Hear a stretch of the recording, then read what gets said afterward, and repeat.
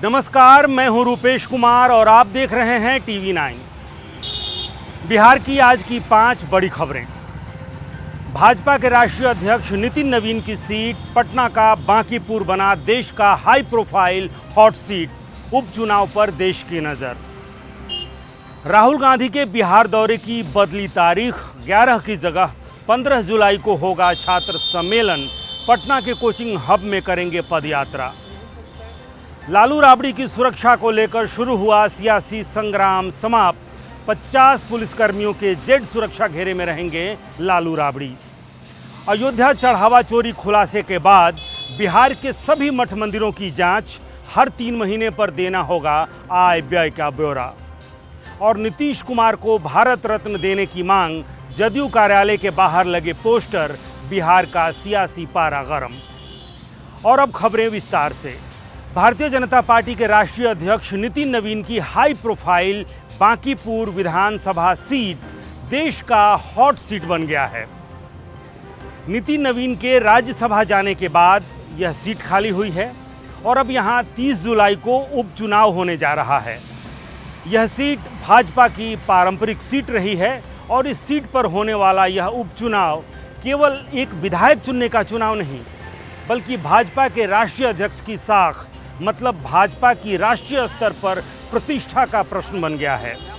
लिहाजा चुनाव की घोषणा होने के साथ ही भाजपा ने अपनी पूरी ताकत झोंक दी है।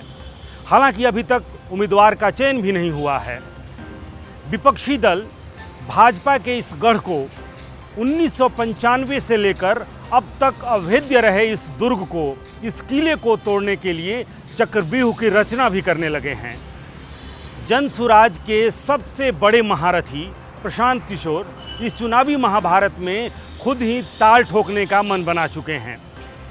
महागठबंधन की तरफ से राजद भी अपना प्रत्याशी उतारेगा।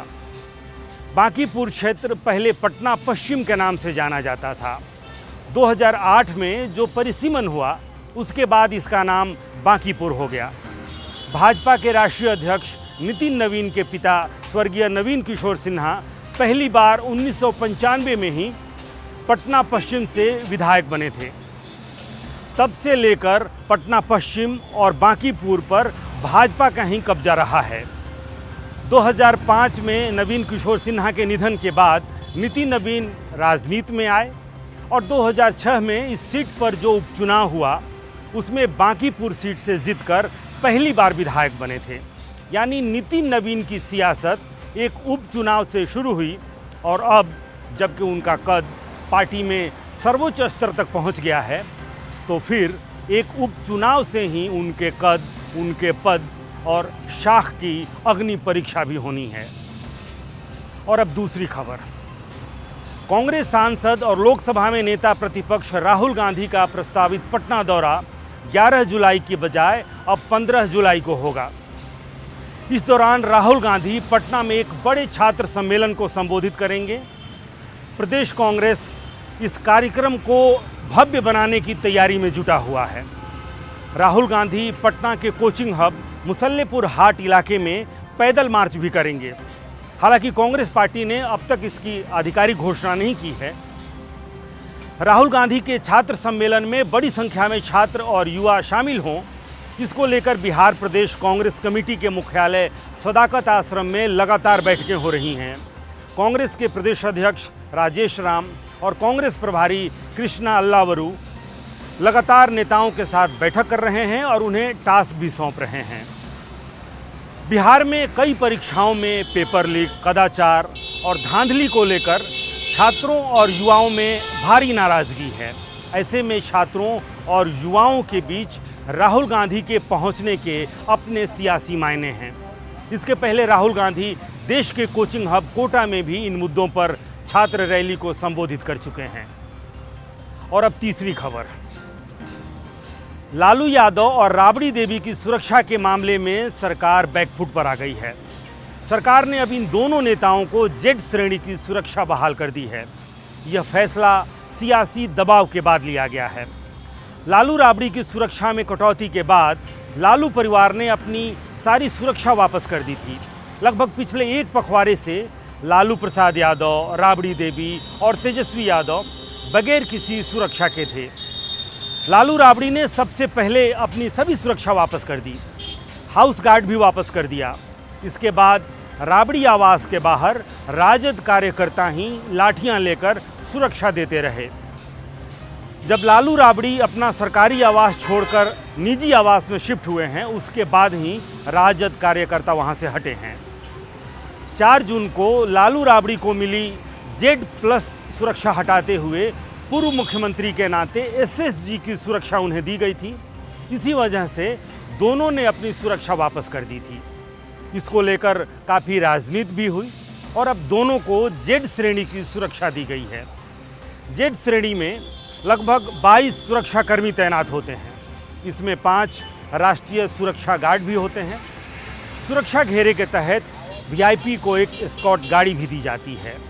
इस श्रेणी में सुरक्षाकर्मी शिफ्ट के अनुसार 24 घंटे तैनात रहते हैं।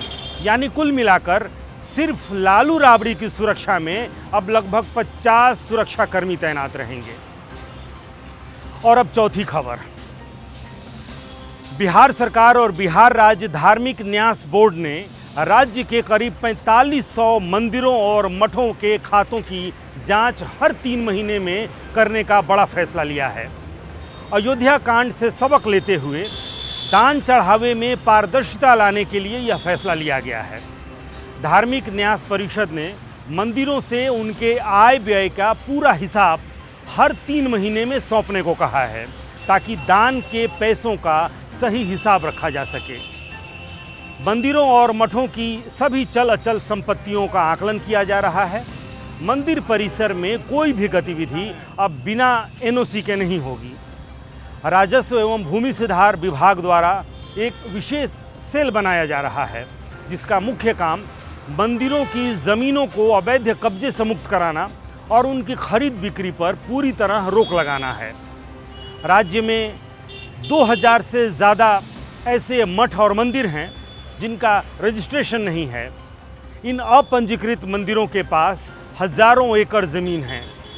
सरकार इन सभी का रिकॉर्ड भी खंगाल रही है। और अब 5वीं और आखिरी बड़ी खबर, बिहार के पूर्व मुख्यमंत्री नीतीश कुमार को देश का सर्वोच्च सम्मान भारत रत्न देने की मांग की गई है। पटना में जदयू कार्यालय के बाहर पोस्टर लगाकर नीतीश कुमार के लिए भारत रत्न की मांग की गई है। पोस्टर में लिखा गया है कि नीतीश सेवक मांग रहा है अब भारत रत्न सम्मान।